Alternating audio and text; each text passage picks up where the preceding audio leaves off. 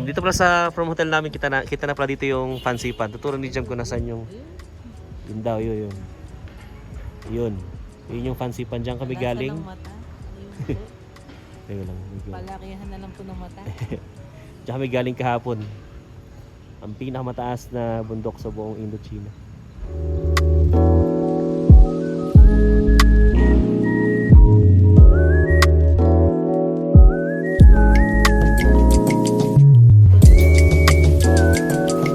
Okay, it's check-out time na mga kaberos. Good morning. Ito pa rin kami sa Koh Thai Hotel. It's 10 a.m. sakto. Mag-check-out na kami. At lalakarin na namin mula dito to bus station papuntang Hanoi. Dahil babalik tayo ng Hanoi ngayong araw. Tapos na yung ating business dito sa Sapa. Nakakita tayo sa Fancy Pan and that's it. Perfect na yun.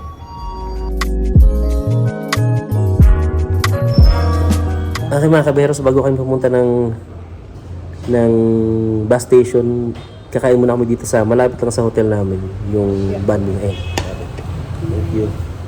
Siopaw, yan. Umorder kami siopaw at saka banh mi, yung parang sandwich bread. I ordered banh mi chicken, yan ito yung palaman niya, chicken. Tapos umorder tayo ng siopaw. Tingnan natin kung ano naman.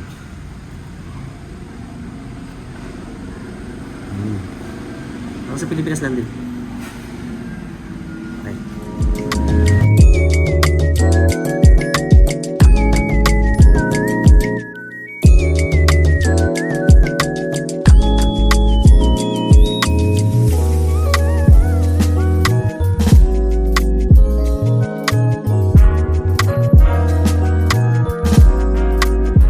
Huling sulyap sa Sapa Station bago kami umalis. Bye-bye! See you next time!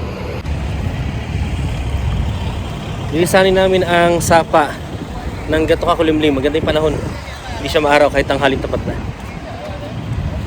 Ito yung kanilang amphitheater. Bye, amphitheater. Tapos pupunta kami muna ng simbahan.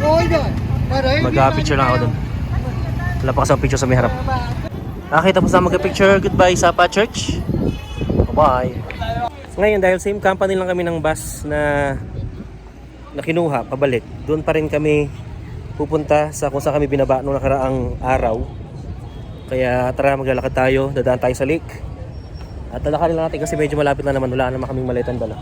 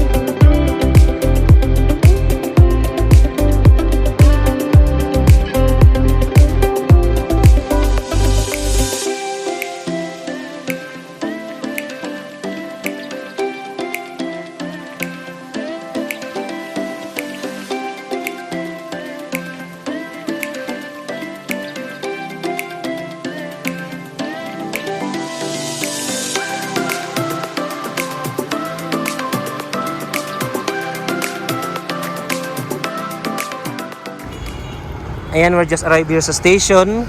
Kung from Sapa Station, lalakarin nyo lang yan. Nasa 10 minutes lang naman. Pero pwede naman kayong mag-taxi or mag-grab kung gusto nyo. May mga ino-offer din naman dito. Pero kayang-kaya namang lakarin kapag wala kayong bagahe. Tulad namin, nilakad lang namin. Kasi malamig naman. Basta na kami.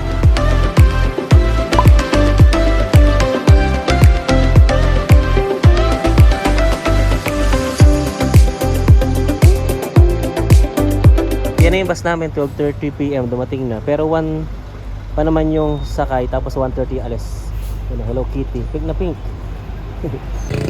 1 PM na at kami ay sasakay na. Ito yung bus namin. Yan, pink na pink, Hello Kitty. A1 at saka B1 yung number ng aming higaan.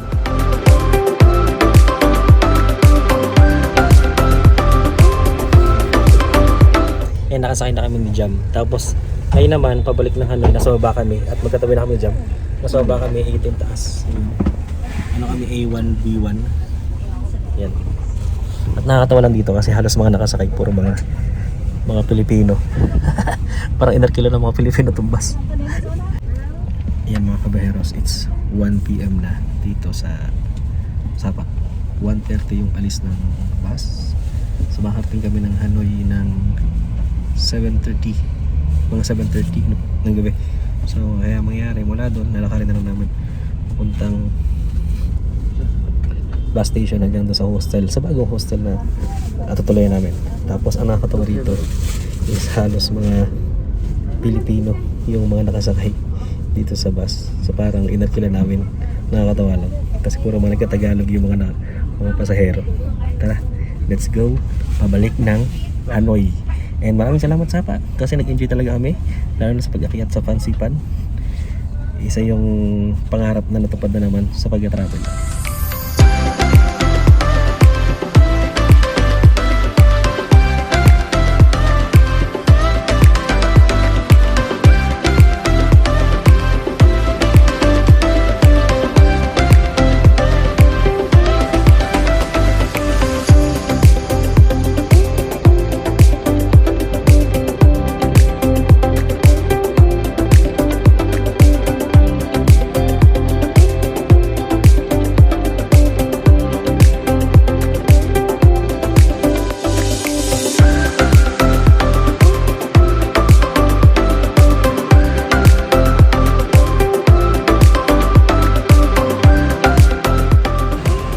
And we're just arrived here in Hanoi, 8:30 ng gabi.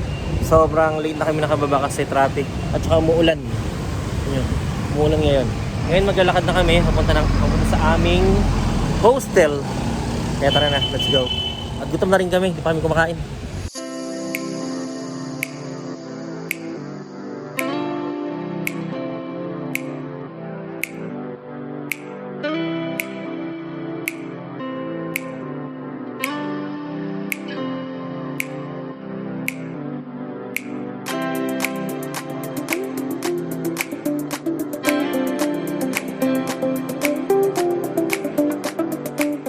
$9 PM na ng gabi nang kami ay makapag-check-in sa hostel na ito na may 8 bunk beds sa isang kwarto.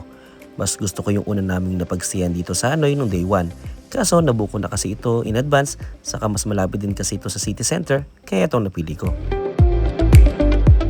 Pagka-check-in ay lumabas na kami para kumain ng aming late dinner. Sa tabi lang ito ng kali at maraming mga locals ang kumakain. Barbecue chicken ang napili namin kainin ng gabi na yon. Masarap at sulit naman, plus may side dish pa na libre.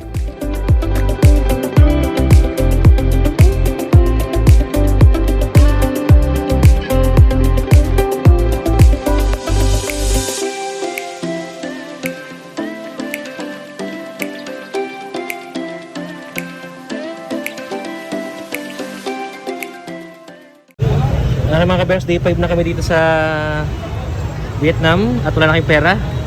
It's time na para gamitin tong GCash card natin. Sana gumana siya kasi wala talaga kami pera. Dito kami mag-withdraw sa C-Bank. Ayan. Magkano withdraw ko 7. Ada. Ano tayo?